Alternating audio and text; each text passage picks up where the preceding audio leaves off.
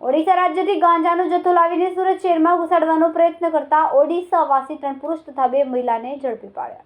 ઓડિશાથી ગાંજાનો જથ્થો લાવીને સુરત શહેરમાં ઘુસાડવાનો પ્રયત્ન કરતા ઓડિશાવાસી 3 પુરુષ અને 2 મહિલાની સ્પેશિયલ ઓપરેશન ગ્રુપે ધરપકડ કરી. આ નેટવર્ક મહિલા ચલાવતી હતી. એસઓજીએ આરોપીઓ પાસેથી 3.23 લાખ રૂપિયાના 32.380 કિલો ગાંજો જપ્ત કરીને વધુ તપાસ શરૂ કરી છે.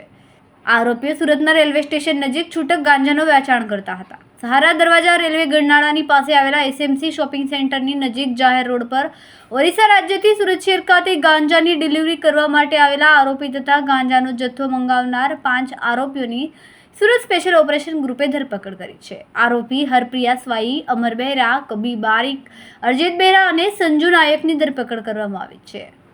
ઓરિસ્સાથી અલગ અલગ લોકો પાસેથી ગાંજાનો જથ્થો મંગાવનાર મુખ્ય આરોપી સુરતની હરપ્રિયા છે. અગાઉ પણ તેણે આવી જ રીતે ઓરિસ્સાથી અનેકવાર ગાંજાનો જથ્થો મંગાવી ચૂકી છે. કેમેરામેન સેનિલ વિરાણી સાથે વિશાલ છેઠા, માનવ પ્રભા ન્યૂઝ, સુરત.